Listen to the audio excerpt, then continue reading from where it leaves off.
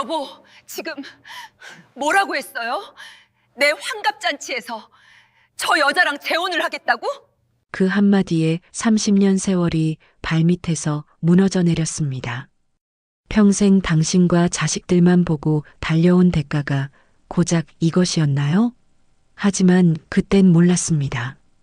그날의 눈물이 내 인생을 송두리째 뒤바꿀 거대한 복수의 시작이었다는 것을요.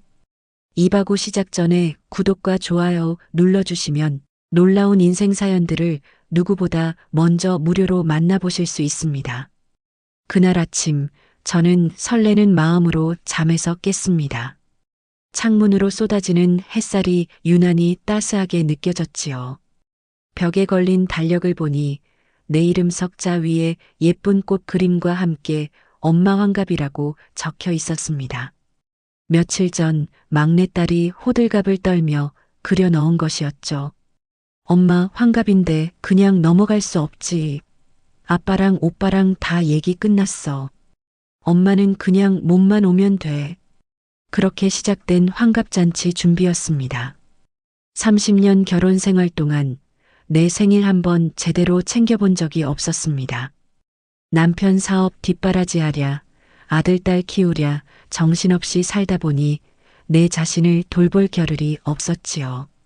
남편의 생일에는 십전대보탕을 다리고 자식들 생일에는 새벽부터 일어나 미역국에 잡채, 불고기를 산더미처럼 해 바쳤지만 정작 내 생일은 을에 끓여놓은 국에 밥 한 술 뜨는 것으로 지나가기 일쑤였습니다. 그래도 서운하지 않았습니다. 남편이 번듯한 회사를 일구고 자식들이 잘 자라 제 앞가림을 하는 것만으로도 내 인생은 충분히 성공했다고 믿었으니까요. 그런데 그런 나에게 환갑잔치라니요. 그것도 남편과 자식들이 직접 준비한 파티라니. 며칠 전부터 마음이 들떠 잠을 설쳤습니다. 장롱 깊숙이 넣어두었던 시집 올 때에 입은 옥색 한복을 꺼내 몇 번이나 다시 보고 혹시나 주름이라도 졌을까 싶어 밤새 다림질을 했습니다. 아이고 엄마, 뭘 그렇게까지 해. 그냥 예쁜 원피스 입으면 되지. 딸아이는 타박했지만 나는 기어이 그 한복을 꺼내 입었습니다. 내 청춘과 맞바꾼 세월의 증표 같은 옷이었으니까요. 잔치가 열리는 호텔 연회장에 도착하니 눈이 휘둥그레졌습니다. 입구에는 이정숙 여사 환갑 축하연이라고 쓰인 커다란 현수막이 걸려 있었고 안으로 들어서자 화려한 꽃 장식과 은은한 조명이 나를 반겼습니다. 멀리서 찾아온 친척들과 남편의 회사 직원들까지 수많은 사람들이 나를 보며 박수를 쳐주었습니다. 어머 형님, 오늘 너무 고우세요. 새색시 같아요. 사장님, 사모님, 정말 복도 많으십니다. 자제분들이 이렇게 효도를 하니 쏟아지는 칭찬에 얼굴이 붉어졌지만 싫지 않았습니다. 남편 박진태는 흐뭇한 얼굴로 내 어깨를 감싸며 사람들의 인사를 받았습니다. 다 우리 집사람이 고생한 덕분입니다. 제가 이 사람 없었으면 여기까지 오지도 못했죠. 늘 무뚝뚝하고 표현에 서툴던 남편의 입에서 나온 말이라고는 믿기지 않았습니다. 나는 순간 울컥해서 눈시울이 뜨거워졌습니다. 그래, 이만하면 됐다. 내 30년 고생이 헛되지 않았구나. 이 사람도 내 공을 알아주는구나. 아들이 사회를 보고 딸이 준비한 감사 편지를 낭독할 때는 끝내 참았던 눈물이 터져 나왔습니다. 세상에서 가장 존경하는 우리 엄마, 이정숙 여사님. 30년 동안 아버지의 아내로 저희의 어머니로 살아오시느라 정말 고생 많으셨습니다. 이제는 저희 걱정 마시고 엄마의 인생을 사세요. 저희가 든든한 버팀목이 되어 드릴게요. 사랑합니다, 엄마. 손수건으로 연신 눈물을 닦으며 고개를 끄덕였습니다. 친척들도 하객들도 모두 눈가를 훔치며 박수를 보냈습니다. 남편은 내 손을 꼭 잡아주며 울지 마. 좋은 날인데라며 다정하게 속삭였습니다. 나는 그 순간 세상에서 가장 행복한 사람이었습니다. 케이크에 촛불을 끄고 자식들이 따라주는 축하주를 받았습니다.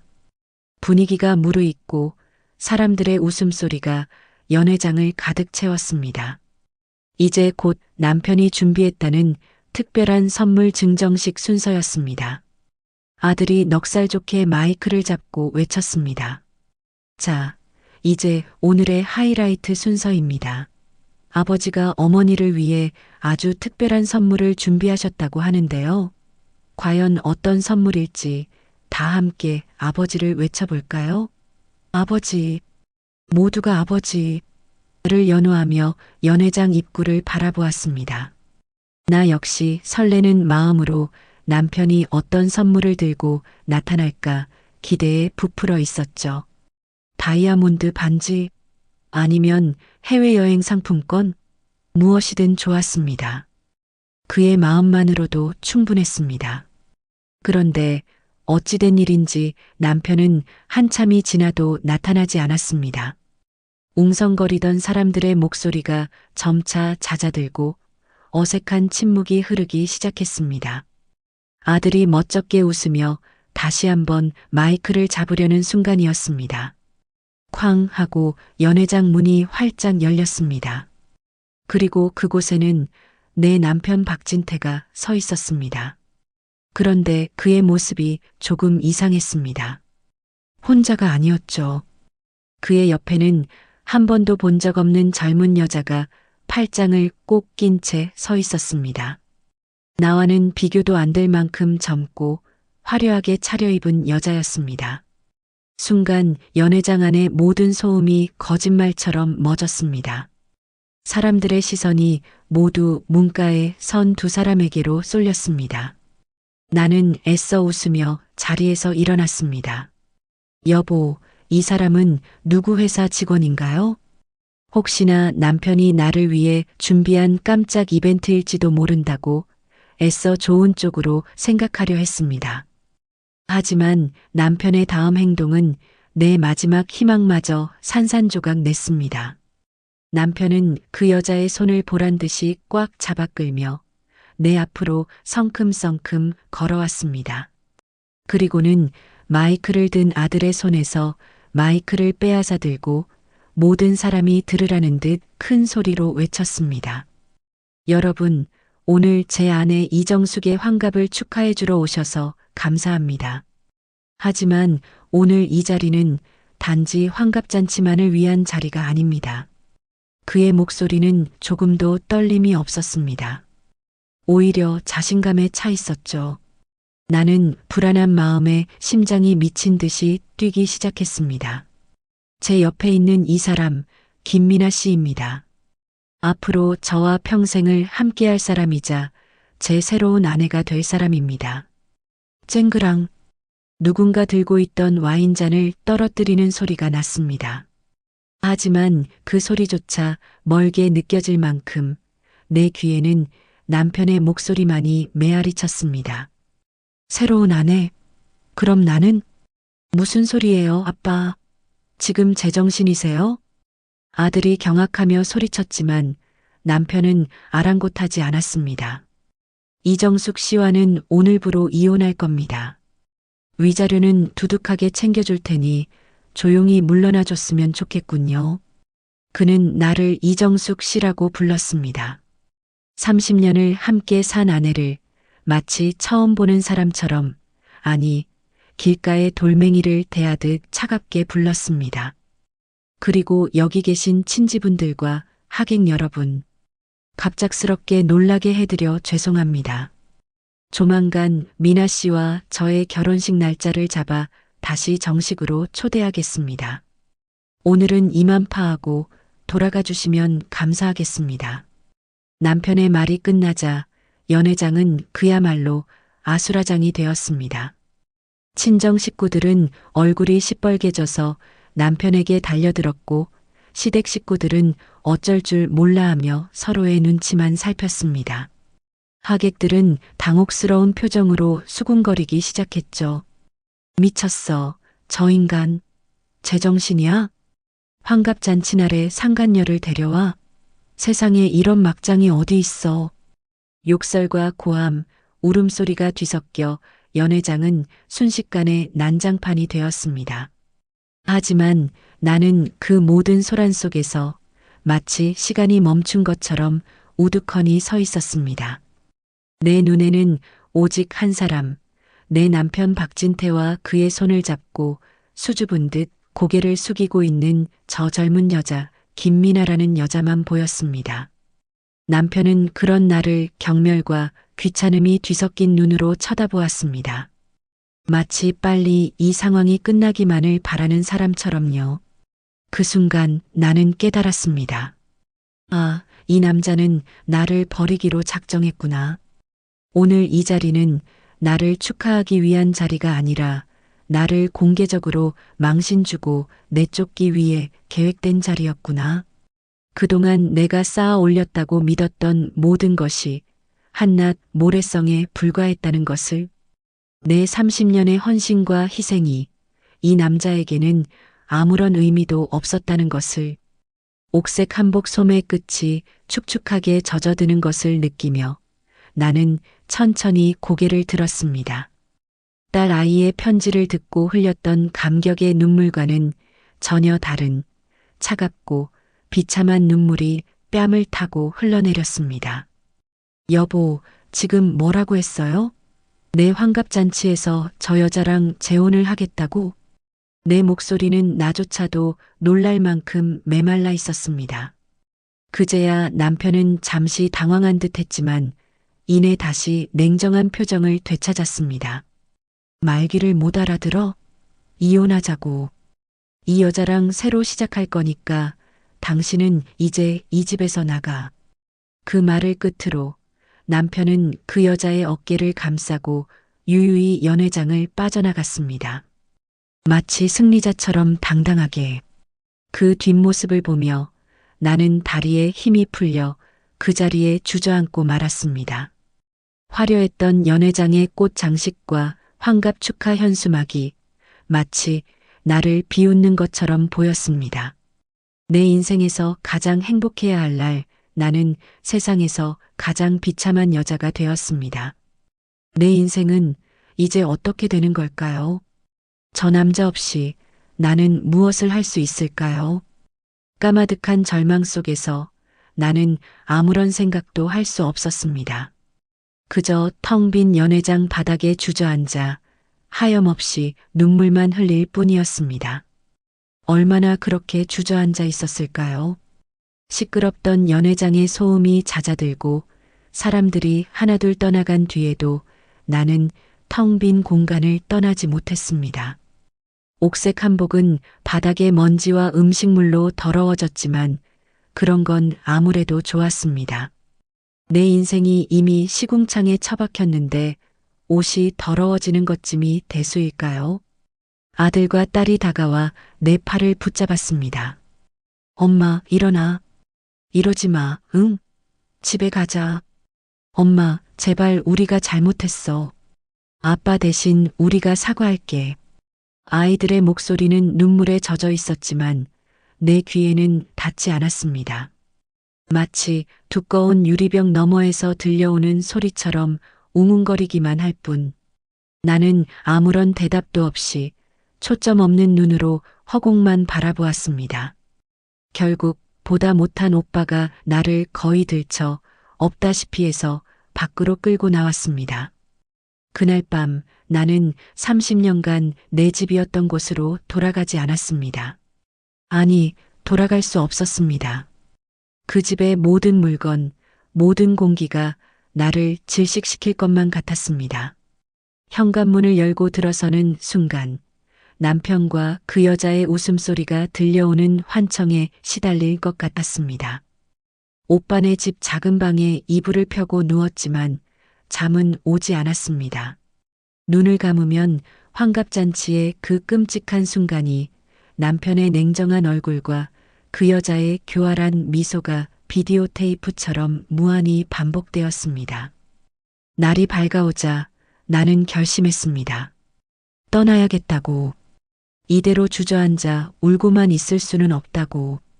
낡은 여행 가방 하나에 달아빠진 속옷 몇 벌과 낡은 앨범 하나만 챙겨 넣었습니다. 30년 살림의 전부가 고작 이것뿐이라니 헛웃음이 나왔습니다. 정수가 어디 가려고? 제정신이야? 새언니가 기겁하며 나를 말렸지만 나는 뿌리쳤습니다. 형님, 저 좀 내버려 두세요. 저 이대로는 숨 막혀서 죽을 것 같아요. 내 눈빛에서 더는 말릴 수 없다는 것을 읽었는지 새언니는 눈물을 머금고 지갑에서 꼬깃꼬깃한 돈 몇 푼을 쥐어주었습니다. 이거라도 가져가. 가다가 배고프면 밥이라도 사 먹고 제발 나쁜 생각만은 하지 마라. 응? 나는 아무 대답 없이 그 돈을 받아들고 집을 나섰습니다. 어디로 가야 할지, 무엇을 해야 할지 아무런 계획도 없었습니다. 그저 발길 닿는 대로 이 지옥 같은 현실에서 최대한 멀리 도망치고 싶을 뿐이었습니다. 서울역 대합실 벤치에 앉아 하염없이 오가는 사람들만 바라보았습니다. 모두가 각자의 삶을 향해 바쁘게 걸어가는데 나만 홀로 멈춰 서 있는 것 같았습니다. 그때였습니다. 대합실 대형 TV 화면에 익숙한 얼굴이 나타났습니다. 내 남편 박진태였습니다. 지역 경제방송의 기업인 인터뷰 코너에 나온 모양이었습니다. 최근 어려운 경제 상황 속에서도 괄목할 만한 성장을 이룬 진태 건설의 박진태 대표님을 모셨습니다. 대표님, 성공의 비결이 무엇이라고 생각하십니까? 화면 속 남편은 조금도 수척해 보이지 않았습니다. 오히려 평소보다 더 자신감 넘치고 당당한 모습이었죠. 그는 환하게 웃으며 대답했습니다. 별다른 비결이 있겠습니까? 시대를 읽는 안목과 과감한 결단력 덕분 아니겠습니까? 아, 그리고 중요한 것이 하나 더 있군요. 바로 가정의 든든한 지지입니다. 제가 이렇게 일에만 몰두할 수 있었던 건 보이지 않는 곳에서 묵묵히 저를 내조해준 아내 덕분입니다. 순간 나는 내 귀를 의심했습니다. 내조? 아내 덕분? 며칠 전 모든 사람 앞에서 나를 헌신짝처럼 내버린 남자가 어떻게 저렇게 뻔뻔한 거짓말을 태연하게 내뱉을 수 있을까요? 분노로 온몸이 부들부들 떨렸습니다. 주변 사람들이 힐끔힐끔 쳐다보는 것도 잊은 채 나는 TV 화면 속 남편을 노려보았습니다. 그 시각 남편은 방송국을 나와 곧장 고급 백화점으로 향했습니다.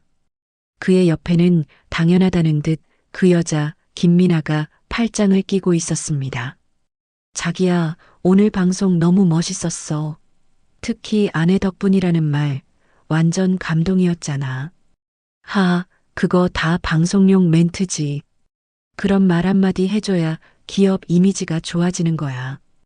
그나저나 갖고 싶은 거 없어? 오늘 내가 다 사줄게. 정말? 그럼 나 저기 저 가방 신상이라던데. 두 사람은 누가 봐도 행복한 연인의 모습이었습니다. 남편은 그 여자가 가리키는 수백만 원짜리 명품 가방을 눈 하나 깜짝 안 하고 결제했습니다.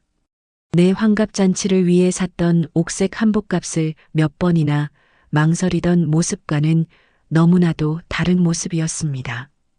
그들은 내 돈으로, 내가 30년간 피땀 흘려 모은 돈으로 저렇게 사치를 부리고 있었습니다. 내가 청춘을 바쳐 이룬 모든 것을 저 여자는 너무나도 쉽게 빼앗아갔습니다. 그들은 백화점 VIP 라운지에 앉아 샴페인을 마셨습니다. 근데 자기야, 사모님 아니, 이정숙 씨는 어디 갔대?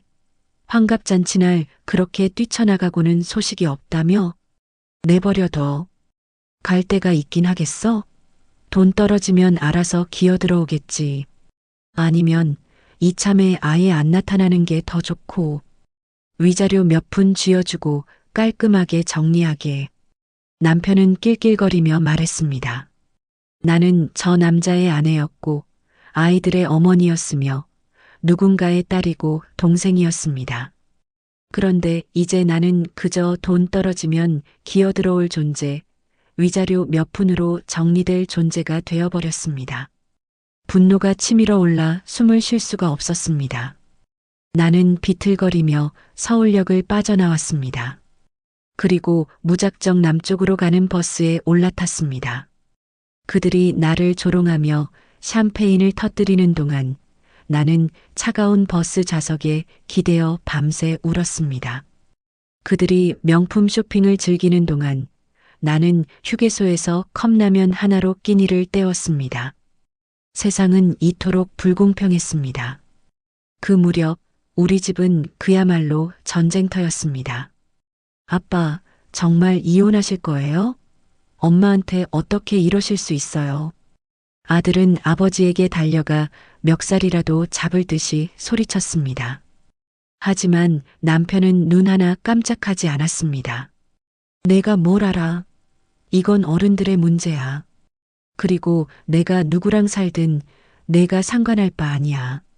내 엄마, 평생 내 등골이나 빼먹고 산 여자야. 이제라도 내 인생 찾겠다는데 뭐가 문제야? 그게 아들한테 할 소리예요?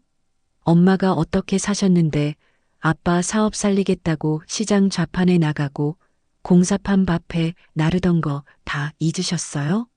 아빠가 지금 누구 덕에 그 자리에 앉아 있는 건데요? 이놈의 자식이. 남편 역시 이성을 잃고 아들에게 손찌검을 했습니다. 부자간의 싸움에 집안은 쑥대밭이 되었습니다. 딸아이는 울면서 두 사람을 말렸고 그 모습을 지켜보던 김미나는 뒤에서 슬쩍 미소를 지었습니다. 모든 것이 자신의 계획대로 되어가는 것이 만족스럽다는 듯이 그 여자는 교묘하게 남편을 부추겼습니다. 자기야, 자식들도 다 소용없다더니 자기 편은 나밖에 없네.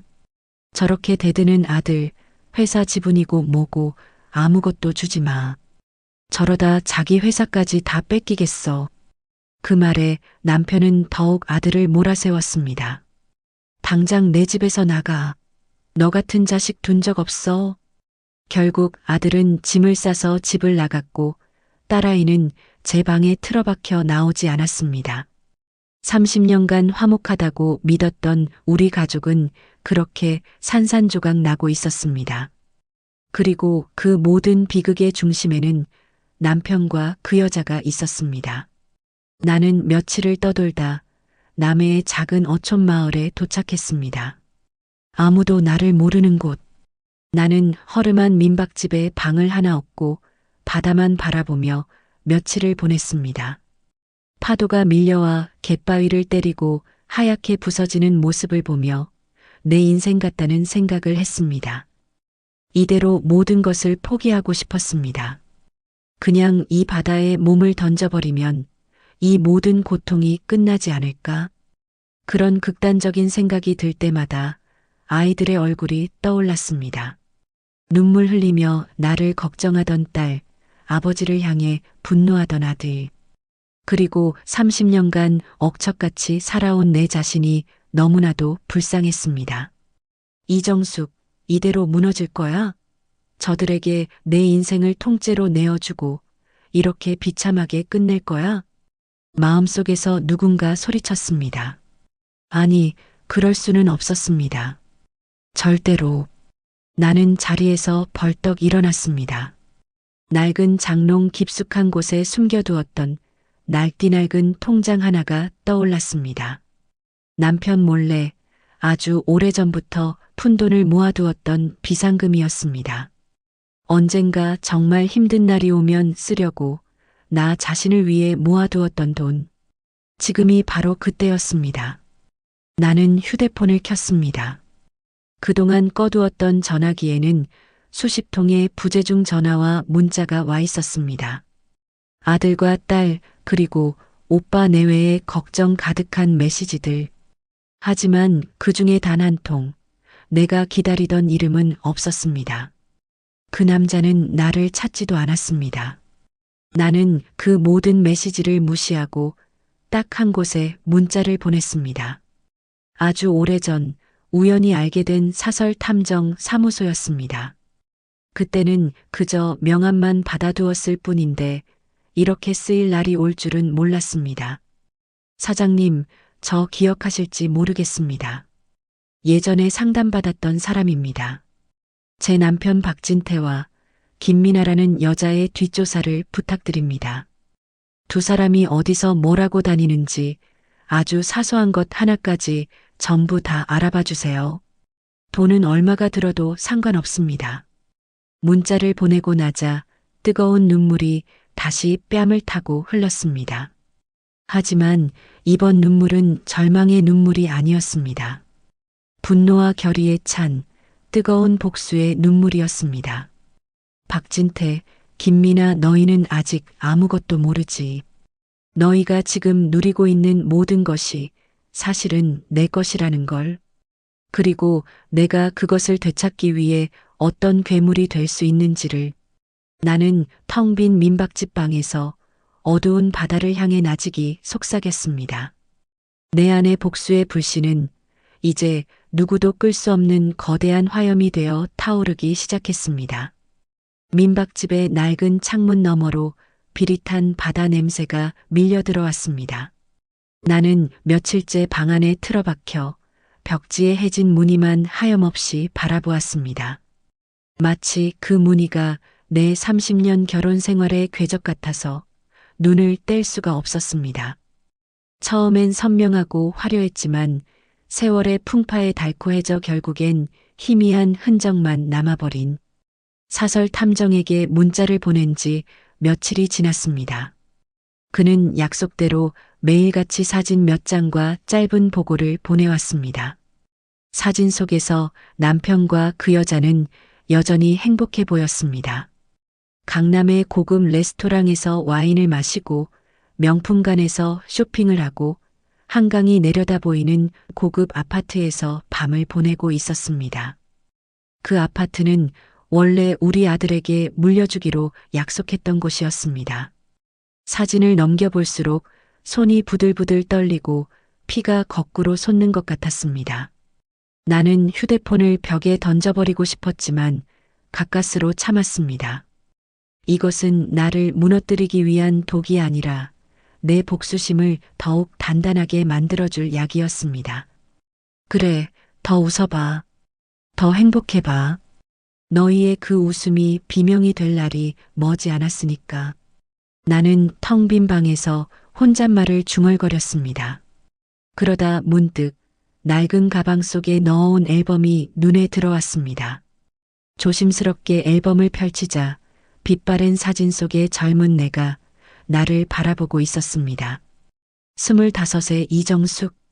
세상 물정 모르고 사랑 하나만 믿고 시집왔던 철부지 아가씨. 그때의 남편 박진태는 지금처럼 오만한 사업가가 아니었습니다. 가진 것 하나 없지만 꿈과 열정만은 누구에게도 뒤지지 않던 가난한 청년이었죠. 나는 그의 그런 모습에 반했습니다. 이 남자와 함께라면 흙수저라도 행복할 수 있을 거라고 굳게 믿었습니다. 친정의 반대를 무릅쓰고 단칸방에서 신혼살림을 시작했습니다. 첫 아이를 가졌을 때 남편은 작은 건설자재 납품업을 시작했습니다. 하지만 세상은 그리 호락호락하지 않았습니다. 연이어 터지는 부도와 사기. 남편은 매일 밤 술에 취해 들어와 다 끝났어. 이제 우린 길바닥에 나앉게 생겼어라며 울부짖었습니다. 그럴 때마다 나는 그의 등을 두드리며 말했습니다. 여보, 괜찮아요. 당신 곁에는 내가 있잖아요. 우리 다시 시작하면 돼요. 나는 만삭의 몸을 이끌고 새벽 시장에 나가 야채를 팔았습니다. 차가운 시멘트 바닥에 앉아 목이 터져라 외쳤습니다. 싱싱한 배추 사세요. 무 사세요. 손님들이 던져주는 푼돈을 모아 남편의 사업 자금을 댔습니다. 행여나 뱃속의 아이에게 해가 갈까 배를 어루만지며 아가야, 조금만 참아줘. 엄마가 우리 아빠 꼭 성공시켜 줄게라고 속삭였습니다. 남편의 사업이 조금씩 자리를 잡아가자 나는 공사 현장을 따라다니며 인부들의 밥을 해 날랐습니다. 뜨거운 뙤약볕 아래서 수십 명분의 밥을 짓고 국을 끓였습니다. 인부들은 나를 보살이라고 불렀습니다. 그렇게 억척같이 살았습니다. 내 옷 한 벌, 내 화장품 하나 살 돈을 아껴 남편의 사업에 보탰습니다. 사진 속의 나는 공사판 한가운데서 땀에 절은 채 환하게 웃고 있었습니다. 남편이 처음으로 제법 큰 공사를 따냈던 날 기념으로 찍은 사진이었습니다. 남편은 내 어깨를 으쓱하며 다 우리 마누라 덕분이라고 소리쳤고 인부들은 박수를 쳐주었죠. 그때는 정말 행복했습니다. 내 고생이 결실을 맺는 것 같아 뿌듯했습니다. 앨범을 한 장 한 장 넘길수록 가슴이 미어졌습니다. 아들의 초등학교 입학식 날, 딸의 대학 졸업식 날.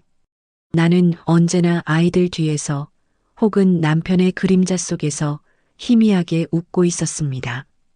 내 인생의 주인공은 언제나 내가 아니었습니다. 나는 그저 남편의 아내, 아이들의 엄마로만 존재했습니다. 그런데 그 남자는, 나의 모든 것을 앗아간 그 남자는 나의 이 희생을 어떻게 기억하고 있을까요? 내 등골이나 빼먹고 산 여자라고? 서러움이 북받쳐 올라 숨을 쉴 수가 없었습니다.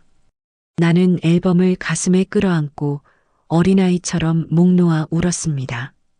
내 청춘, 내 인생, 내 30년의 세월이 너무나도 억울하고 분해서 견딜 수가 없었습니다. 왜 나는 바보처럼 모든 것을 다 바쳤을까? 왜 나 자신을 조금도 챙기지 못했을까? 한참을 울다 지쳐 잠이 들었을까요? 꿈속에서 나는 환갑잔치의 그 연회장에 다시 서 있었습니다. 하지만 이번에는 모든 것이 달랐습니다. 남편과 그 여자가 내 앞에서 무릎을 꿇고 빌고 있었고 나는 그들을 차갑게 내려다보고 있었습니다. 꿈에서 깨어났을 때 내 뺨은 눈물로 축축했지만 마음은 이상할 정도로 평온했습니다. 더 이상 슬프지 않았습니다. 분노와 서러움은 차갑게 식어 단단한 결심으로 변해 있었습니다. 그때였습니다. 휴대폰이 짧게 울렸습니다. 사설 탐정에게서 온 문자였습니다. 보고 금일 20시 박진태와 김미나 강남 소재 라비앙 로즈바에서 만남. 대화 내용 일부 확보. 첨부된 녹음 파일을 열자 익숙한 남편의 목소리와 교태 섞인 그 여자의 목소리가 흘러나왔습니다. 자기야, 근데 그 아줌마 정말 이대로 괜찮을까?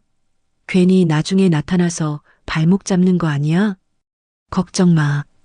그 여자 그런 배짱 없어. 평생 내 그늘 밑에서 살던 사람이야. 내가 없으면 아무것도 못해. 아마 지금쯤 어디 시골 구석에 처박혀서 울고 있겠지. 바로 그때였습니다. 녹음 파일 너머로 내가 절대 잊을 수 없는 목소리가 들려왔습니다. 어머, 박 사장님 아니세요? 여기서 다 뵙네. 옆에 계신 분은 따님이신가? 미모가 상당하시네. 그 목소리의 주인은 남편의 오랜 사업 파트너이자 내가 형님처럼 따르던 최 여사였습니다. 남편은 당황한 듯 말을 더듬었습니다. 아, 최 여사님. 여긴 어쩐 일로, 이 사람은 제 그러니까. 에이, 뭘 그렇게 빼셔. 딱 보니 보통 사이가 아니구만. 사모님은 어쩌시고? 얼마 전에 환갑잔치도 하셨다면서. 내가 바빠서 못 가봤네. 사모님 요즘도 그렇게 고우시지? 옛날에 박 사장님 사업 어렵다고 할 때 직접 발로 뛰면서 고생하던 모습이 눈에 선한데 그런 조강지처를 둬서 박 사장님은 정말 복받은 거야. 최 여사의 말은 가시가 돋친 칭찬이었습니다. 남편과 그 여자의 얼굴이 굳어지는 것이 눈에 보이는 듯 했습니다. 저기요, 아줌마. 누군데 초면에 실례세요? 어머, 아가씨. 내가 누군지 몰라. 이 바닥에서 나 모르면 간첩인데. 박 사장, 이 아가씨 교육 좀 잘 시켜야겠어. 아무한테나 아줌마라고 하는 거 아니야. 그러다 큰 코 다친다. 그럼 두 분 좋은 시간 보내셔. 녹음은 거기서 끝났습니다. 나는 한동안 멍하니 앉아 있었습니다. 최 여사, 그녀는 모든 것을 알고 있었습니다. 남편과 나의 과거, 그리고 지금 이 상황까지. 나는 휴대폰을 들어 최 여사에게 전화를 걸었습니다. 신호음이 몇 번 울리지 않아 익숙한 목소리가 들려왔습니다. 여보세요? 형님, 저 정숙이에요. 수화기 너머에서 잠시 침묵이 흘렀습니다. 그리고는 이내 안타까움과 반가움이 섞인 목소리가 들려왔습니다. 정숙 씨, 이게 얼마만이야? 그동안 어디서 어떻게 지낸 거야? 내가 얼마나 걱정했는데. 최 여사의 따뜻한 목소리에 애써 눌러왔던 감정이 다시 북받쳐 올랐습니다. 나는 흐느끼며 그동안의 일을 모두 털어놓았습니다. 나의 잠적, 남편과 그 여자의 만행, 그리고 나의 복수 계획까지. 모든 이야기를 들은 최 여사는 한숨을 길게 내쉬었습니다. 그럴 줄 알았어. 내가 그 인간 언젠가 한번 크게 사고 칠 줄 알았다니까. 정숙 씨, 그동안 마음고생 얼마나 심했어. 혼자서 얼마나 무서웠어. 형님, 저 이제 어떻게 해야 할까요? 너무 막막해요. 걱정 마. 이제부턴 이 형님이랑 같이 하는 거야. 그 인간 우리가 반드시 밟아줘야지. 어디서 조강지처를 버리고 바람을 피워. 내가 가진 인맥과 정보 다 동원해서 정숙 씨 도와줄게. 일단 지금 어디야? 내가 당장 그리로 갈게. 최 여사의 말은 천군만마를 얻은 것처럼 든든했습니다. 혼자라고 생각했는데 내 편이 있었습니다. 그것도 아주 강력한 편이. 나는 눈물을 닦고 내가 있는 곳의 주소를 알려주었습니다. 전화를 끊고 나자 더 이상 두렵지 않았습니다. 서러움과 자기 연민은 사라지고 그 자리에는 차가운 분노와 뜨거운 복수심만이 남았습니다. 박진태, 당신이 버린 건 내가 아니라 당신의 모든 것이었어. 나는 창밖의 거친 파도를 보며 나직이 음조렸습니다. 이제 진짜 전쟁의 서막이 올랐습니다. 남해의 작은 민박집. 최 여사가 도착하기까지 꼬박 하루가 걸렸습니다. 한달음에 달려온 그녀는 나를 보자마자 와락 끌어안고 등을 토닥여 주었습니다. 정숙 씨, 그동안 얼마나 고생이 많았어. 깡말랐네, 아주. 나는 오랜만에 느끼는 따뜻한 온기에 또다시 눈물을 쏟고 말았습니다. 최 여사는 그런 나를 아이 달래듯 다독여주며 한숨 섞인 목소리로 말했습니다. 박진태 그 인간, 내가 가만 안 둬. 감히 누굴 건드려? 정숙 씨, 이제부터는 아무 걱정 말고 이 형님만 믿어. 최 여사는 그저 말뿐인 위로를 하는 사람이 아니었습니다. 그녀는 수십 년간 건설업계에서 잔뼈가 굵은 사람이었고 박진태의 성공 뒤에는 그녀의 보이지 않는 도움이 컸습니다. 그만큼 남편의 약점과 비밀에 대해서도 속속들이 알고 있는 유일한 사람이었죠. 정숙 씨, 혹시 박 사장이 숨겨둔 재산에 대해서는 알고 있어? 최 여사의 조심스러운 물음에 나는 조용히 고개를 끄덕였습니다. 그 순간 지옥 같았던 환갑잔치가 열리기 몇 달 전의 기억이 파노라마처럼 스쳐 지나갔습니다. 유난히 덥던 초여름의 어느 날 겨울 이불을 정리하기 위해 평소에는 잘 열어보지 않던 남편의 서재 깊숙한 곳 붙박이장을 열었던 것이 모든 일의 시작이었습니다. 장롱 구석, 낡은 양복더미 밑에서 발견한 낡은 가죽 서류 가방. 호기심에 가방을 열어본 나는 그 안에 가득한 서류들을 보고 온몸의 피가 차갑게 식는 것을 느꼈습니다. 온갖 부동산 등기 서류와 주식 증서, 그리고 여러 개의 차명 계좌 통장들. 그 모든 것의 명의는 김미나라는 낯선 여자의 이름으로 되어 있었습니다. 처음 들어보는 이름. 애써 불안감을 떨치려 했습니다. 사업상 필요한 서류일 거라고, 내가 모르는 투자 파트너의 이름일 거라고. 하지만 통장에 찍힌 수십억 원의 입출금 내역과 강남의 고급 아파트, 제주도의 별장까지 그 모든 재산이 한 사람의 명의로 되어 있다는 사실은 도저히 납득할 수 없었습니다. 그날 이후 나는 잠을 잘 수 없었고 남편의 모든 행동이 의심스러웠습니다. 잦은 야근과 주말 출장, 밤늦게 걸려오는 의문의 전화들. 결국 나는 남편의 차에 몰래 녹음기를 설치했고 며칠 뒤 그 안에서 남편과 김미나라는 여자가 나누는 달콤한 미러와 나를 조롱하는 대화를 듣고야 말았습니다. 걱정 마.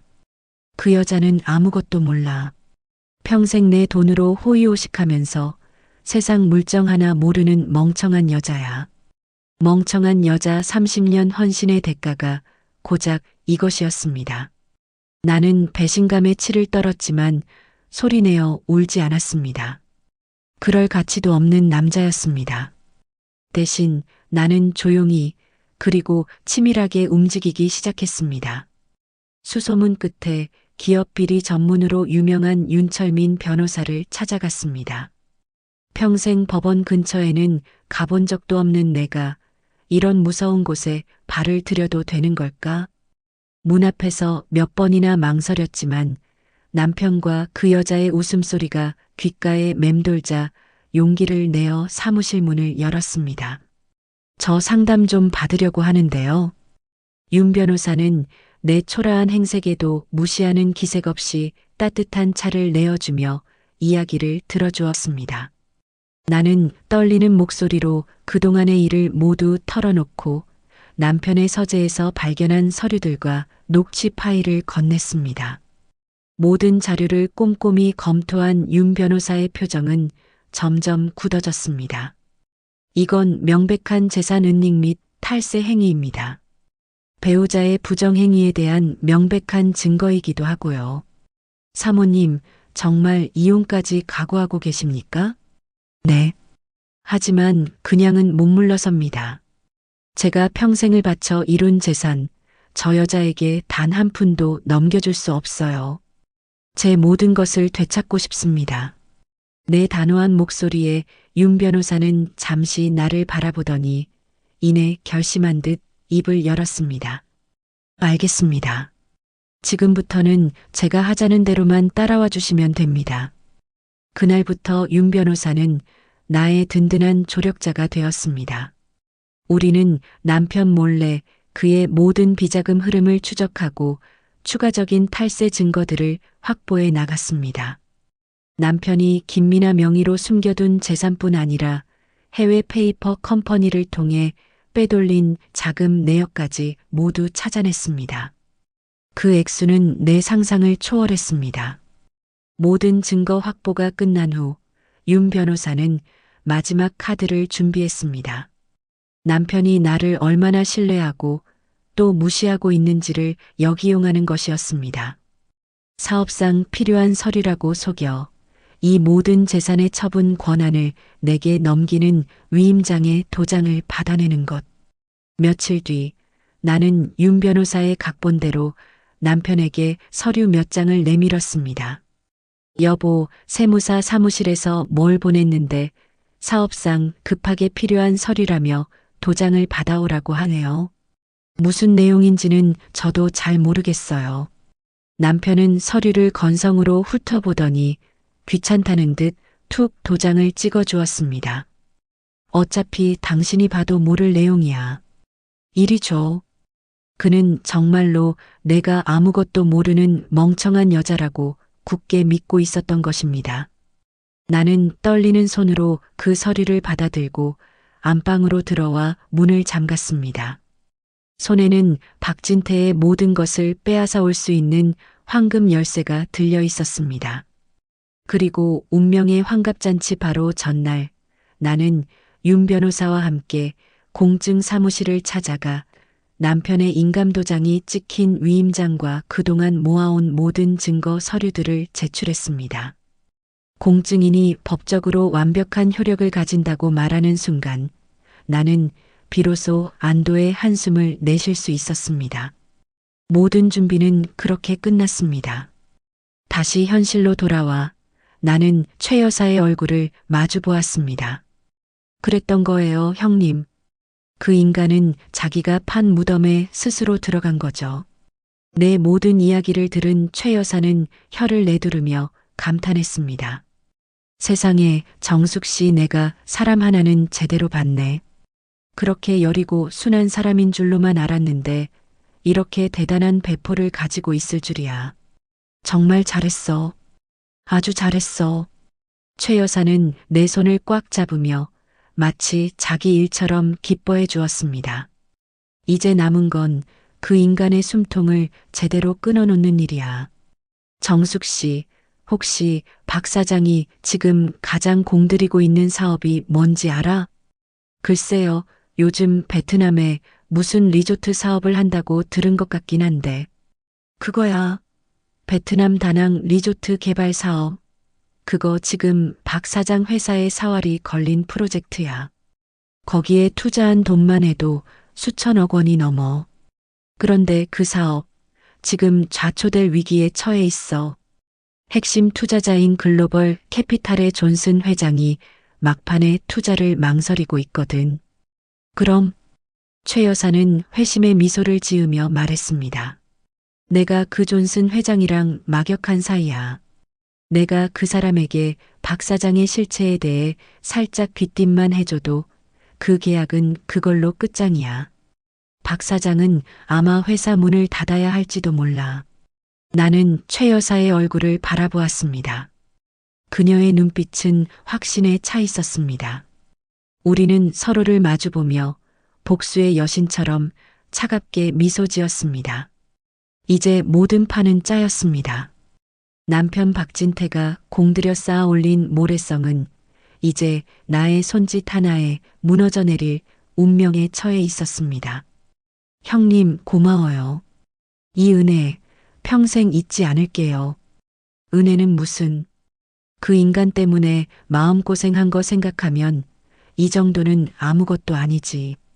자, 이제 슬슬 서울로 올라갈 준비나 할까? 우리가 없는 동안 그 인간들이 얼마나 더 발악하는지 구경하는 것도 재미있을 테니. 나는 고개를 끄덕였습니다. 더 이상 남해의 작은 어촌 마을에 숨어 지낼 이유가 없었습니다. 이제는 당당하게 세상 밖으로 나가 나의 것을 되찾을 시간이었습니다. 나는 창밖의 거친 파도를 보며 나직이 은조렸습니다. 박진태, 당신이 쌓아 올린 모래성, 이제 내가 무너뜨릴 차례야. 남편 박진태의 아침은 언제나처럼 여유로웠습니다. 최고급 호텔 스위트룸의 푹신한 침대에서 눈을 뜬 그는 옆에서 잠든 김미나의 머리를 부드럽게 쓰다듬었습니다. 환갑잔치 소동 이후 몇 달 그는 세상을 다 가진 듯 했습니다. 귀찮게 잔소리하던 아내는 사라졌고 젊고 아름다운 애인이 옆을 지켰으며 회사의 가장 큰 프로젝트인 베트남 다낭 리조트 개발 사업의 최종 투자 계약이 코앞이었으니까요. 자기야, 일어났어? 김미나가 잠투정 섞인 목소리로 그의 품에 파고들었습니다. 응. 오늘 오후에 존슨 회장이랑 최종 계약하는 날이잖아. 이 계약만 성사되면 우리는 이제 아시아의 리조트 왕이 되는 거야. 우와, 정말? 그럼 나 다낭 리조트에 내 이름을 딴 스파 하나 만들어주는 거지? 물론이지. 내 이름을 딴 스파뿐이겠어? 내가 원하는 건 뭐든지 다 해줄게. 남편은 세수도 하지 않은 김미나의 입술에 가볍게 입을 맞추고 욕실로 향했습니다. 거울에 비친 자신의 모습이 그는 무척이나 만족스러웠습니다. 60대의 나이에도 여전히 탄탄한 몸과 수천억 원대 자산을 굴리는 능력. 그는 스스로가 위대한 정복자라도 된 듯한 기분에 휩싸였습니다. 이 모든 것을 자신의 힘으로 이루었다고 굳게 믿으면서 말이죠. 같은 시각 서울의 또 다른 호텔 스위트룸. 나와 최 여사는 막 아침 식사를 마친 참이었습니다. 최 여사는 휴대폰 너머의 누군가와 유창한 영어로 대화를 나누고 있었습니다. 네, 존슨 회장님. 맞습니다. 박진태 씨는 신뢰할 수 있는 사람이 아닙니다. 최 여사는 전날 밤 글로벌 캐피탈의 존슨 회장과 긴 통화를 했습니다. 그녀는 박진태의 문란한 사생활과 조강지처인 나를 어떻게 내쫓았는지, 그리고 회사의 자금을 어떻게 불법적으로 유용하고 있는지에 대해 적나라하게 폭로했습니다. 물론 그 증거 자료들도 이메일로 모두 보내주었죠. 전화를 끊은 최 여사가 나를 보며 윙크했습니다. 게임 끝. 존슨 회장, 오늘 계약은 없던 일로 하겠다고 방금 통보했대. 박진태한테는 개인적인 사정이라고 둘러댔다나 봐. 나는 심장이 쿵 하고 내려앉는 것을 느꼈습니다. 드디어 시작이었습니다. 나의 복수가. 남편은 최고급 양복을 차려입고 의기양양하게 자신의 회사 진태건설로 출근했습니다. 모든 임원들이 도열해서 그를 맞이했습니다. 대표님, 축하드립니다. 김 이사, 아직 계약서에 사인도 안 했는데 뭐가 그리 급해? 이미 다 된 거나 마찬가지 아닙니까? 업계에 소문이 자자합니다. 이번 다낭 리조트 건으로 진태건설이 아시아 시장의 최강자로 떠오를 거라고요. 남편은 어깨를 으쓱하며 흡족한 미소를 지었습니다. 그는 곧장 자신의 집무실로 향했습니다.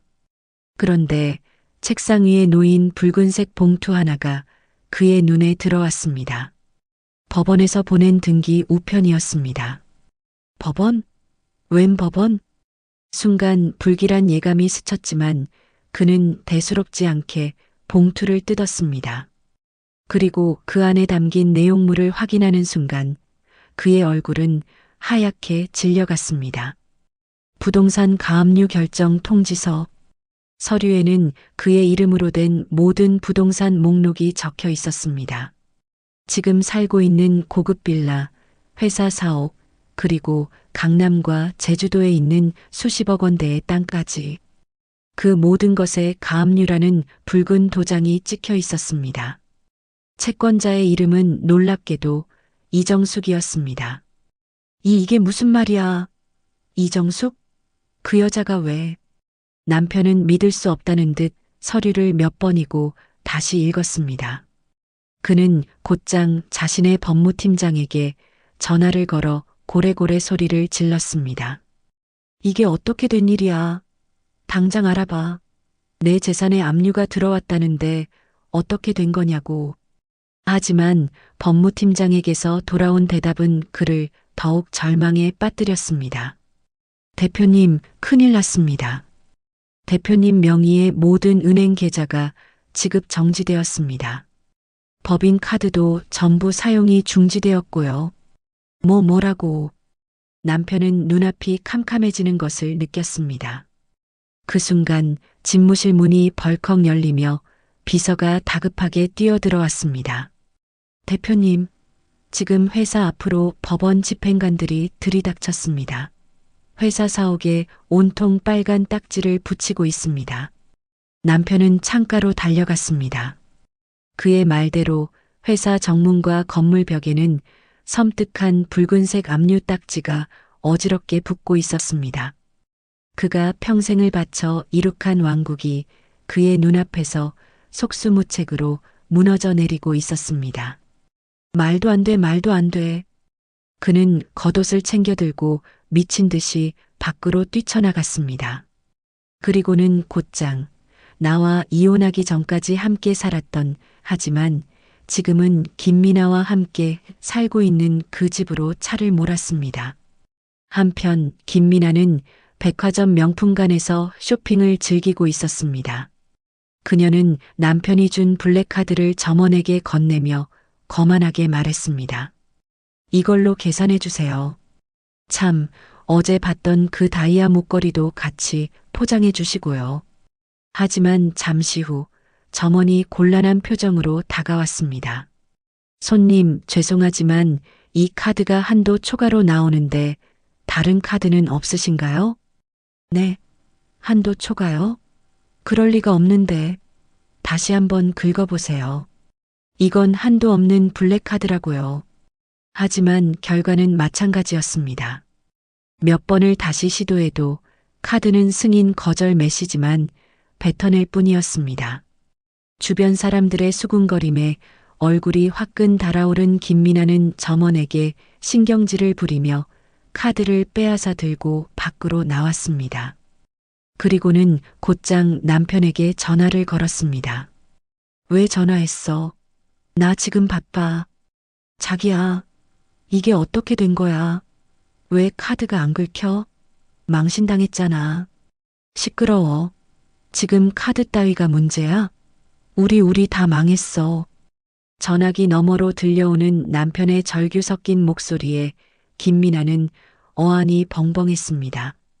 남편은 집에 도착하자마자 현관문에 붙어 있는 붉은 압류 딱지를 보고 그 자리에 주저앉고 말았습니다. 그가 그토록 자랑스러워했던 그의 성공의 상징과도 같았던 집이 이제는 더 이상 그의 것이 아니었습니다. 그는 떨리는 손으로 휴대폰을 꺼내 윤철민 변호사에게 전화를 걸었습니다. 변호사님, 이게 어떻게 된 일입니까? 내 재산이 전부. 아, 박 대표님이셨군요. 이제 연락이 오실 줄 알았습니다. 대표님께서 며칠 전에 직접 도장 찍어주신 서류, 기억나십니까? 그 서류에 따라 대표님의 모든 재산 처분 권한이 이정숙 사모님께 위임되었습니다. 그리고 사모님께서 그 권한을 정당하게 행사하신 것 뿐입니다. 위임장? 그깟 서류 하나로 내 전 재산을. 말도 안 돼. 그건 무효야. 사기라고.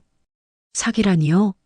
대표님의 자필 서명과 인감도장이 찍힌 법적으로 완벽한 서류입니다. 불만이 있으시면 소송을 제기하십시오.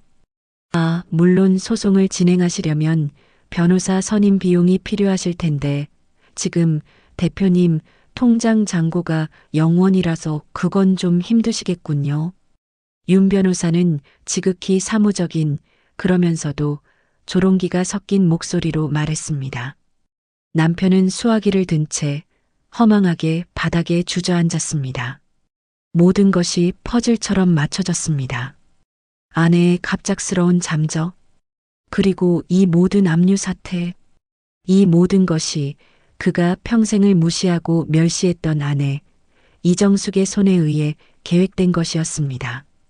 그가 멍청하다고 비웃었던 여자가 그의 등 뒤에서 칼을 갈고 있었던 것입니다. 이정숙, 이정숙. 그는 땅을 치며 내 이름을 불렀습니다. 하지만 이제 와서 후회한들 무슨 소용이 있을까요? 그는 한순간에 모든 것을 잃었습니다.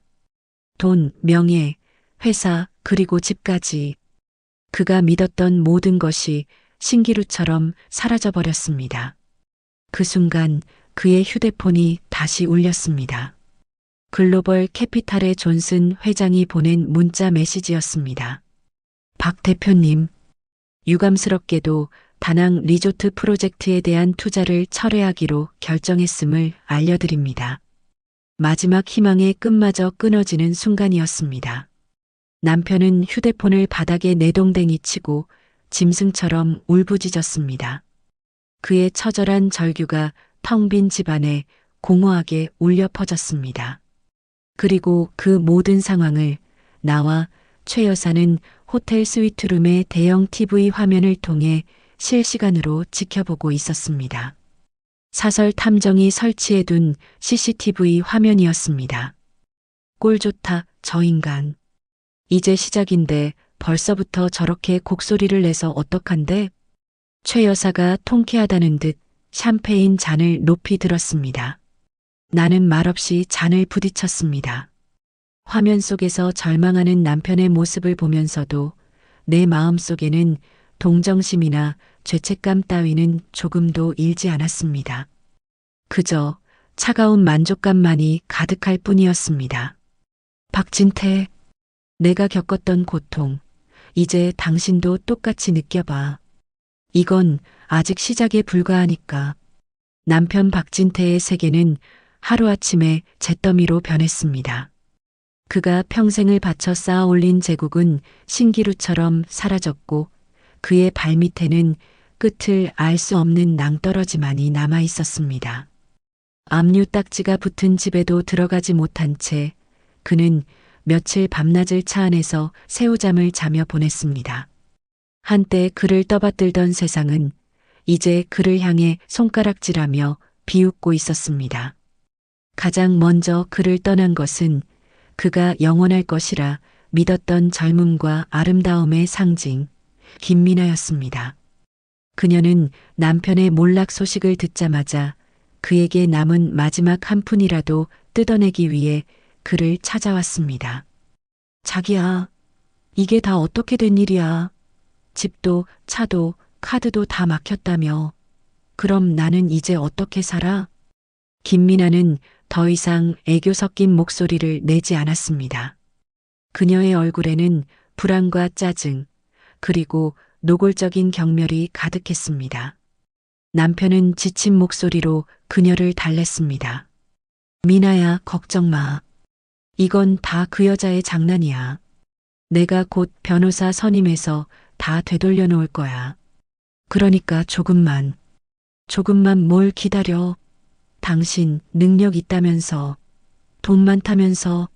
근데 이게 뭐야? 하루아침에 알거지가 됐잖아. 나보고 길바닥에 나앉으라는 소리야? 미나야, 제발 나 지금 너무 힘들어. 힘들어? 힘든 건 나야. 당신만 믿고 젊은 청춘 다 바쳤는데 남은 게 뭐야? 이럴 줄 알았으면 당신 같은 늙은이랑 시작도 안 했어. 김미나는 악을 쓰며 남편이 그동안 사주었던 명품 가방과 시계들을 바닥에 내동댕이 쳤습니다. 그리고는 그의 멱살이라도 잡을 듯이 달려들었습니다. 내놔. 내 시간, 내 청춘 보상해. 위자료 내놓으라고. 남편은 허망한 눈으로 그녀를 바라보았습니다. 사랑을 속삭이던 그 아름다운 입술에서 이제는 저주와 욕설만이 쏟아져 나오고 있었습니다. 그는 비로소 깨달았습니다. 이 여자는 자신을 사랑했던 것이 아니라 자신의 돈을 사랑했다는 것을. 당장 내 눈앞에서 사라져.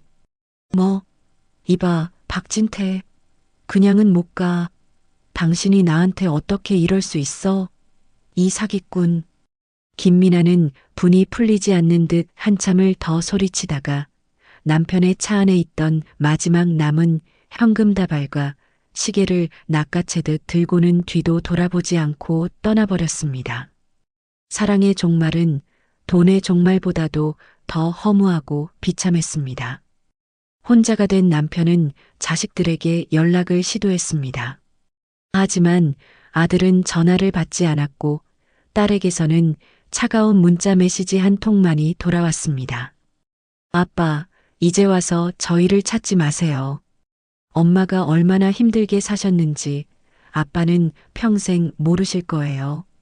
저희는 이제 엄마 편이에요. 다시는 연락하지 마세요.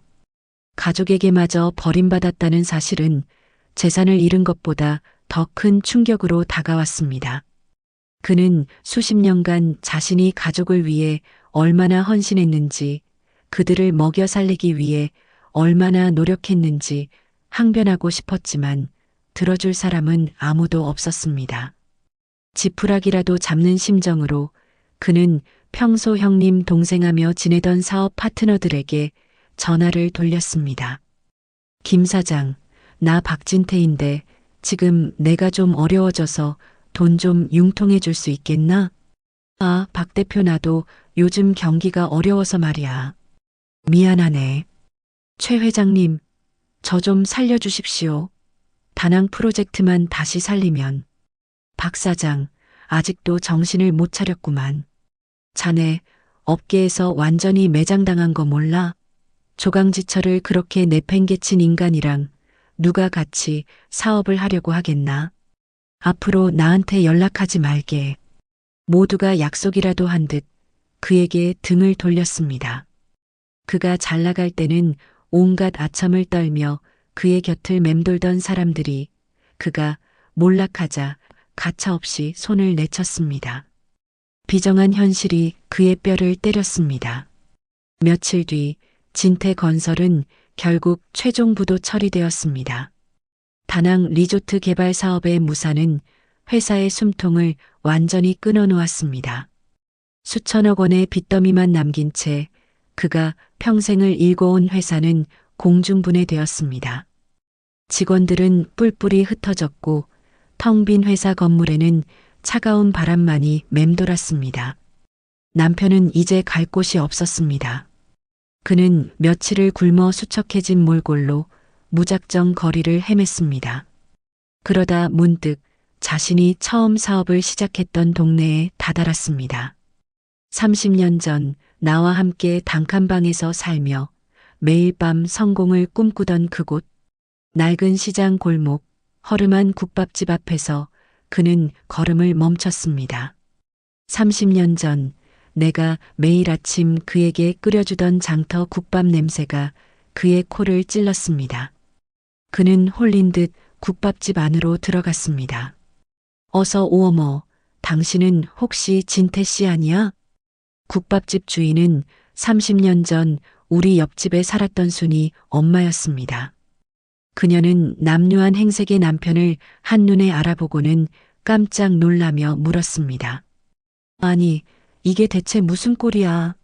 진태 건설 사장님이라더니 정숙이는 어디 가고 혼자야? 남편은 차마 대답을 할 수 없었습니다. 그저 고개를 푹 숙인 채 뜨거운 국밥 그릇만 내려다보았습니다. 순이 엄마는 혀를 차며 그의 앞에 깍두기 한 접시를 더 놓아주었습니다. 내가 다 들었어. 환갑잔치날 그 난리를 쳤다며. 자네 정말 복을 발로 뻥 차버렸구만. 정숙이 같은 여자가 어디 있다고 자네 사업 살리겠다고 그 고운 손으로 시장 좌판에서 배추 팔던 거 나는 다 기억하는디. 자네는 다 잊었는가벼? 순이 엄마의 말 한마디 한마디가 비수처럼 그의 가슴에 꽂혔습니다. 잊고 있었던 기억들, 애써 외면했던 과거의 순간들이 파도처럼 밀려왔습니다. 만삭의 몸으로 새벽 시장에 나가던 나의 뒷모습, 공사판 먼지를 뒤집어 쓴 채 자신을 보며 환하게 웃던 나의 얼굴. 여보, 괜찮아요. 당신 곁에는 내가 있잖아요 라며 울고 있는 자신을 다독여주던 나의 따뜻한 목소리. 그는 깨달았습니다. 자신이 잃어버린 것은 단순히 돈과 명예가 아니었다는 것을, 자신의 성공은 온전히 자신의 능력 덕분이 아니었다는 것을, 언제나 자신의 뒤에서 묵묵히 자신을 지지해주고 희생해 주었던 한 여자, 바로 나, 이정숙이 있었기에 가능한 것이었다는 것을. 그는 국밥 그릇 위로 굵은 눈물을 뚝뚝 떨어뜨렸습니다. 후회와 회한이 뒤늦게 밀려왔습니다. 내가 얼마나 소중한 사람이었는지, 자신이 얼마나 어리석은 짓을 저질렀는지 이제야 뼈저리게 깨달은 것입니다. 정숙이. 그는 어린아이처럼 내 이름을 부르며 꺽꺽 소리내어 울었습니다. 국밥집 안의 모든 사람들이 그를 쳐다보았지만 그는 아랑곳하지 않았습니다. 모든 것을 잃고 나서야 비로소 가장 소중한 것을 깨달은 한 남자의 처절한 통곡이었습니다. 한참을 울던 그는 문득 결심한 듯 자리에서 일어났습니다. 그리고는 순이 엄마에게 물었습니다. 아주머니 혹시 정숙이 어디 있는지 아십니까? 제가 잘못했습니다. 만나서 용서를 빌고 싶습니다. 순이 엄마는 말없이 고개를 저었습니다. 나라고 알겄나? 그 착한 사람이 자네 때문에 얼마나 상처를 받았게. 아마 다신 자네 얼굴 안 보려고 할 걸세. 남편은 국밥값을 내려놓고 비틀거리며 밖으로 나왔습니다. 그는 이제 나를 찾아야 했습니다. 어디에 있든 어떻게든 나를 찾아내서 무릎 꿇고 용서를 빌어야 했습니다.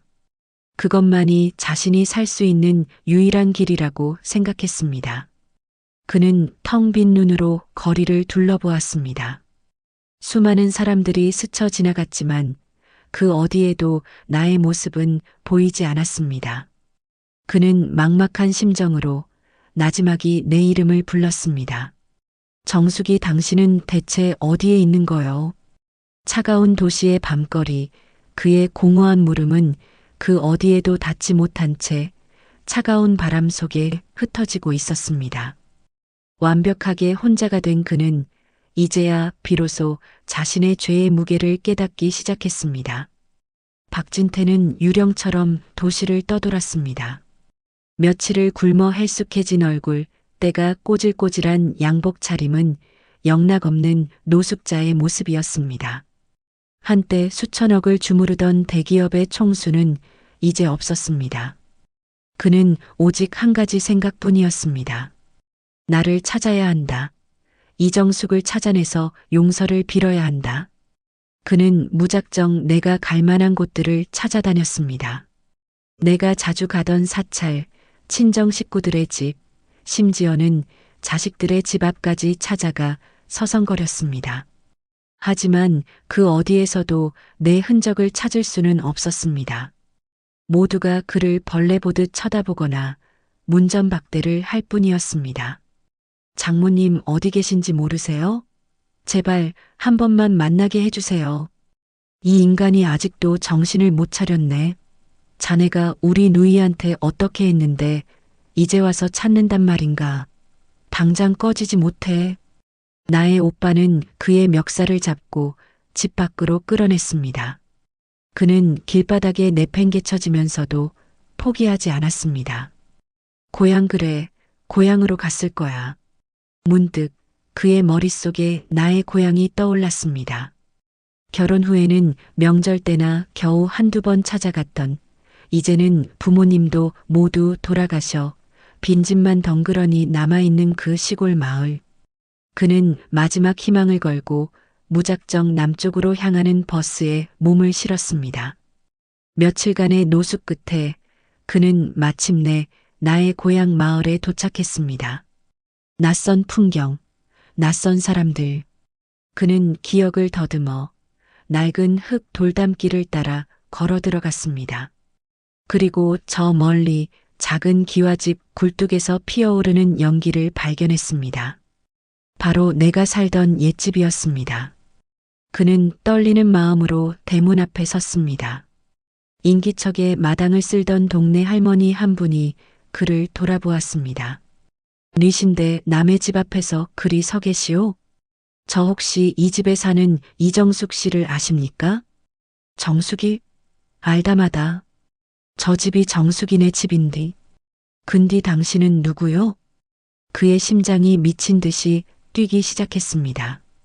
내가 정말 이곳에 있었습니다. 제가 그 사람 남편입니다. 그의 말에 할머니의 표정이 싸늘하게 굳었습니다. 남편? 환갑잔치날 마누라 가슴에 대못을 박고 내쫓은 인간이 남편도 아니지. 썩 꺼지소. 정숙이 마음고생한 거 생각하면 당신 같은 인간은 얼굴도 보기 싫으이. 할머니는 그에게 소금을 뿌릴 기세로 삿대질을 했습니다. 하지만 그는 물러서지 않았습니다. 그는 굳게 닫힌 대문 앞에 무릎을 꿇었습니다. 그리고는 목이 터져라 내 이름을 불렀습니다. 정수가, 여보 나왔어. 박진태야. 제발 문 좀 열어줘. 그의 애절한 외침이 조용한 시골 마을에 울려 퍼졌습니다. 동네 사람들이 하나둘 집 밖으로 나와 그를 구경하며 수군거렸습니다. 하지만 그는 아랑곳하지 않았습니다. 오직 굳게 닫힌 대문만 바라보며 하염없이 내 이름을 불렀습니다. 그 시각 나는 툇마루에 앉아 조용히 책을 읽고 있었습니다. 최 여사의 도움으로 서울에서의 모든 일을 마무리 짓고 고향 집으로 내려와 지낸 지 벌써 한 달이 넘어가고 있었습니다. 도시의 소음과 분노에서 벗어나 흙냄새와 새소리를 들으며 지내는 하루하루는 수십 년 만에 처음으로 느껴보는 평온함이었습니다. 밖에서 들려오는 소란에 나는 조용히 책을 덮었습니다. 올 것이 왔구나. 나는 조금도 놀라지 않았습니다. 오히려 이 순간을 기다리고 있었습니다. 나는 자리에서 일어나 천천히 대문으로 향했습니다. 삐걱 소리를 내며 낡은 나무 대문이 열리자 남루한 행색으로 무릎을 꿇고 있는 남편의 모습이 눈에 들어왔습니다. 불과 몇 달 전 수많은 사람들 앞에서 나를 멸시하며 당당하게 서 있던 그 모습은 온데간데 없었습니다. 그의 눈은 퀭했고 얼굴은 수염으로 뒤덮여 있었으며 한때 빛나던 눈빛은 절망과 후회로 가득 차 있었습니다. 그는 나를 보자마자 어린아이처럼 울음을 터뜨리며 기어오다시피 다가왔습니다. 정수가, 여보 내가 잘못했어. 내가 죽을 죄를 지었어. 제발 제발 용서해줘. 응? 그는 내 바짓가랑이를 붙잡고 애원했습니다. 그의 뜨거운 눈물이 내 발등 위로 뚝뚝 떨어졌습니다. 그 모습을 지켜보던 동네 사람들은 혀를 찢찢 찼습니다. 나는 아무 말 없이 그를 내려다보았습니다. 내 마음은 놀라울 정도로 고요했습니다. 분노도 연민도 그 어떤 감정도 잃지 않았습니다. 그는 이제 나에게 아무것도 아니었습니다. 일어나세요. 내 입에서 나온 목소리는 나 자신도 놀랄 만큼 차갑고 단단했습니다. 그는 내 목소리에 잠시 울음을 멈추고 고개를 들어 나를 바라보았습니다. 여보, 누가 당신 여보입니까? 당신과 나는 이제 아무 상관없는 사람이에요. 박진태 씨, 나는 그의 손을 뿌리치고 차갑게 말했습니다. 그의 눈동자가 절망으로 크게 흔들렸습니다. 아니야, 정수가, 제발. 내가 다 잘못했어. 그 여자랑도 다 끝났고 회사도 망했어. 이제 나한테는 아무것도 없어. 남은 건 당신뿐이야. 제발 우리 다시 시작하자. 내가 앞으로 정말 잘할게. 당신 발 닦아주면서 평생 속죄하며 살게. 속죄요? 나는 헛웃음을 터뜨렸습니다. 당신은 아직도 뭘 잘못했는지 모르는군요. 당신이 잃은 건 돈이랑 회사뿐이라고 생각하세요? 당신이 나한테서 빼앗아간 내 30년 세월은, 내 청춘은 뭘로 보상할 건데요? 내가 시장 바닥에서 배추 팔아가며 당신 사업 자금 댈 때 당신은 뭘 했죠? 내가 공사판에서 밥 지어 나르며 당신 뒷바라지할 때 당신은 뭘 했죠? 당신은 그저 내 희생을 당연하게 여기고 내 등 뒤에서 다른 여자랑 놀아나며 나를 기만했어요. 그래놓고 이제 와서 용서해달라. 다시 시작하자. 내 목소리는 점점 높아졌습니다.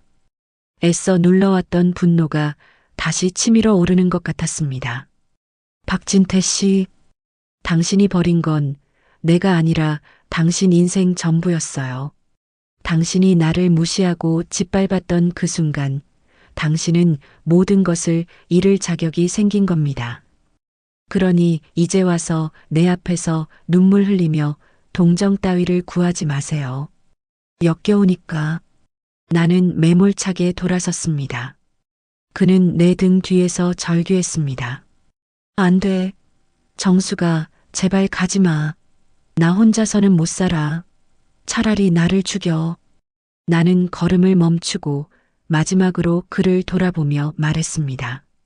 죽는 것보다 더한 고통 속에서 당신이 나에게 저지른 짓을 평생 후회하며 사세요. 그게 내가 당신에게 내리는 벌입니다. 나는 그 말을 끝으로 대문 안으로 들어와 빗장을 걸어 잠갔습니다.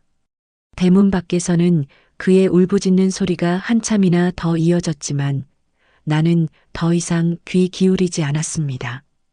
툇마루에 다시 앉자 거짓말처럼 마음이 평온해졌습니다. 길고 길었던 복수가 드디어 끝이 났습니다. 나는 먼 산을 바라보며 나직이 음조렸습니다. 이제 다 끝났어. 그것은 내 지난 30년의 고통스러운 결혼 생활에 대한, 그리고 지독했던 복수에 대한 완벽한 마침표였습니다. 차가운 밤이 지나고 나의 고향 집에는 따스한 아침 햇살이 스며들었습니다. 굳게 닫혔던 대문 밖은 쥐 죽은 듯 조용했습니다.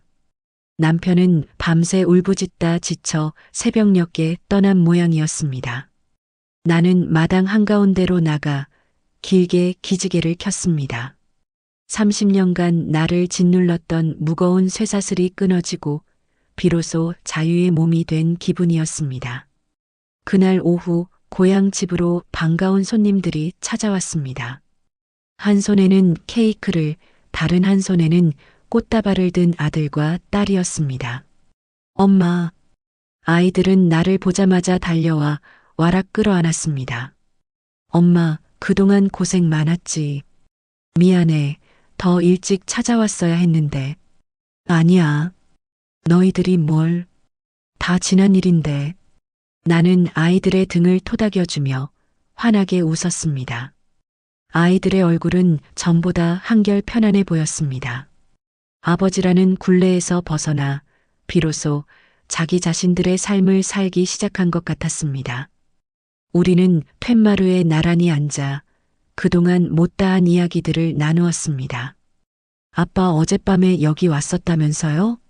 동네 어르신들한테 다 들었어요. 아들이 조심스럽게 입을 열었습니다. 나는 조용히 고개를 끄덕였습니다. 괜찮으세요, 엄마? 딸이 걱정스러운 눈으로 나를 바라보았습니다. 나는 딸의 손을 따뜻하게 잡아주며 말했습니다. 그럼, 이제 정말 괜찮아. 내 아버지는 이제 엄마랑 아무 상관없는 사람이니까. 내 담담한 목소리에 아이들은 더 이상 아버지를 언급하지 않았습니다. 대신 우리는 앞으로의 날들에 대해 이야기했습니다. 아들은 회사를 그만두고 평소 꿈이었던 작은 목공소를 차릴 계획이라고 했습니다. 딸은 남자친구와 함께 세계 일주를 떠날 준비를 하고 있다고 했습니다. 와, 너희들 정말 멋지다. 엄마는 너희들이 그렇게 하고 싶은 일을 하면서 사는 게 제일 기뻐. 엄마는 이제 뭐 하고 싶으세요? 아이들의 물음에 나는 잠시 생각에 잠겼습니다. 지난 30년간 나는 단 한 번도 내가 하고 싶은 일에 대해 생각해 본 적이 없었습니다. 언제나 남편과 아이들이 우선이었으니까요. 글쎄, 엄마는 그냥 이렇게 조용히 책도 보고 텃밭도 가꾸고 동네 사람들이랑 수다도 떨면서 그렇게 평범하게 살고 싶어. 그동안 너무 치열하게 살았잖아. 내 말에 아이들은 말없이 미소를 지었습니다. 그날 저녁 우리는 마당에 작은 상을 차렸습니다. 딸이 직접 끓인 미역국과 아들이 사온 작은 케이크, 그리고 내가 텃밭에서 갓 딴 채소들로 차린 소박한 생일상이었습니다. 자, 엄마. 늦었지만 환갑 축하드려요. 아이들이 생일 축하 노래를 불렀고 나는 촛불을 향해 두 손을 모으고 눈을 감았습니다. 이제 내 인생에 더 이상의 불행은 없기를, 오직 평온과 행복만이 가득하기를. 촛불을 끄자 아이들이 박수를 치며 환호했습니다. 우리는 둘러앉아 웃고 떠들며 늦은 밤까지 행복한 시간을 보냈습니다. 지옥 같았던 그날의 환갑잔치는 까마득한 예질처럼 느껴졌습니다. 오늘, 지금 이 순간이 바로 나의 진짜 환갑잔치였습니다. 한편 도시의 가장 후미진 곳에서는 또 다른 인생이 펼쳐지고 있었습니다. 모든 것을 잃은 박진태는 무료 급식소에서 나누어주는 밥 한 끼로 연명하고 있었습니다. 행색은 남루했고 눈빛은 공허했습니다. 그는 길거리를 지나는 사람들을 멍하니 바라보았습니다. 한때는 자신이 저들 위에 군림한다고 생각했는데 이제는 그 누구도 자신에게 눈길 한 번 주지 않았습니다. 그의 귓가에는 아직도 나의 마지막 말이 메아리 쳤습니다. 죽는 것보다 더한 고통 속에서 당신이 나에게 저지른 짓을 평생 후회하며 사세요. 그것은 저주이자 예언이었습니다. 그는 이제 죽고 싶어도 죽을 수 없는 살아있는 지옥 속에서 영원히 고통받게 될 것이었습니다. 그의 눈에서 후회의 눈물이 흘러내렸지만 그 눈물을 닦아줄 사람은 아무도 없었습니다. 밤이 깊어 아이들은 각자의 방으로 돌아가고 나는 홀로 툇마루에 앉아 밤하늘을 바라보았습니다. 수많은 별들이 반짝이고 있었습니다. 저 별들처럼 나도 이제 나만의 빛을 내며 살아갈 수 있을 것 같았습니다. 그때 주머니 속에 휴대폰이 짧게 울렸습니다. 최 여사에게서 온 문자였습니다. 정숙 씨, 잘 지내? 오늘 뉴스 봤어? 박진태, 결국 노숙자 쉼터로 들어갔다네. 꼴 좋다 아주. 참, 그리고 좋은 소식이 하나 더 있어. 내가 정숙 씨 이름으로 작은 재단을 하나 만들었어. 정숙 장학재단이라고. 가정폭력이나 남편의 배신으로 고통받는 여성들을 돕는 재단이야. 이제 정숙 씨는 그냥 이정숙이 아니라 많은 사람들에게 희망을 주는 이정숙 이사장님이야. 어때, 근사하지? 나는 최 여사의 문자를 보고 소리 없이 웃었습니다. 그리고는 답장을 보냈습니다. 형님, 고마워요. 하지만 저는 그냥 이정숙으로 살고 싶어요. 이제야 비로소 제 이름을 되찾은 것 같거든요.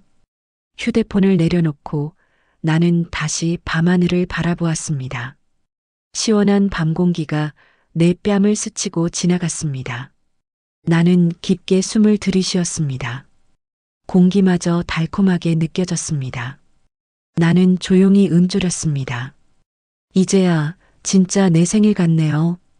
내 입가에는 지난 30년간 단 한 번도 지어본 적 없는 진정으로 행복하고 평온한 미소가 피어오르고 있었습니다. 길고 길었던 겨울이 가고 나의 인생에도 드디어 따뜻한 봄이 찾아온 것입니다. 오늘의 이바구는 여기까지입니다. 30년의 세월을 헌신했던 한 여인의 삶이 한순간에 무너져 내렸을 때 그녀의 손에 남은 것은 무엇이었을까요? 아마도 텅 빈 마음과 깊은 배신감 뿐이었을 겁니다. 하지만 그녀는 주저앉지 않았습니다. 자신의 것을 되찾기 위해 잃어버린 존엄을 바로 세우기 위해 기꺼이 복수의 화신이 되었습니다. 이 이야기는 용서 대신 응징을 택한 한 여자의 기록입니다. 어쩌면 누군가는 그녀의 복수가 너무 가혹하다고 말할지도 모릅니다. 하지만 그녀가 겪었던 고통의 깊이를 헤아린다면 과연 누가 그녀에게 돌을 던질 수 있을까요?